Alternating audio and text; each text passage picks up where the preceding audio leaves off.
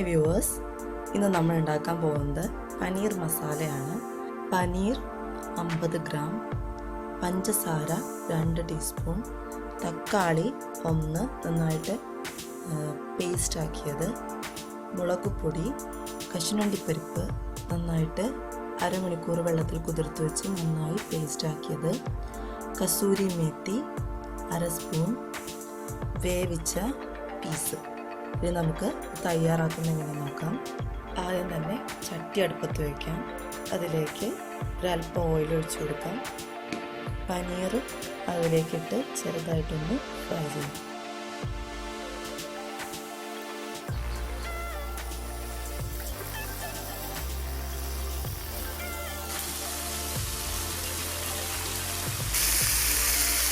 ചെറുതായിട്ട് ഒരു വശം ഫ്രൈ ആകുമ്പോൾ വശങ്ങൾ മറിച്ചിട്ട് കൊടുക്കാം. പനീർ നല്ല ബ്രൗൺ കളറായിട്ടുണ്ട്. ചട്ടി ചൂടായിട്ടുണ്ട്. നമുക്കതിലേക്ക് എണ്ണ ഒഴിച്ചു കൊടുക്കാം. അതിലേക്ക് ഇഞ്ചിയും വെളുത്തുള്ളിയും അരച്ച പേസ്റ്റ് ഇട്ട് കൊടുക്കാം.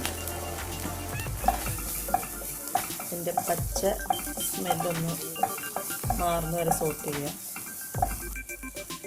ഇതിലേക്ക് തക്കാളി പേസ്റ്റ് ഒഴിച്ചു കൊടുക്കാം.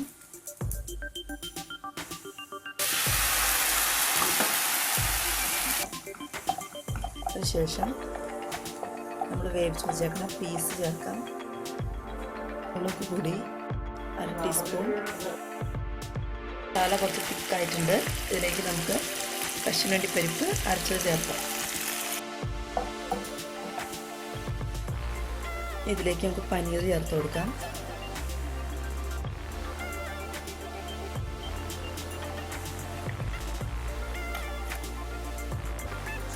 പനീർ ചേർത്തതിന് ശേഷം ഒരു 2-3 മിനിറ്റ് വേവിക്കാം. ഇതിലേക്ക് നമുക്ക് ഷുഗർ ചേർത്ത് കൊടുക്കാം. അവസാനമായി നമുക്ക് കസൂരി മേത്തിയിലേക്ക് ചേർത്ത് കൊടുക്കാം.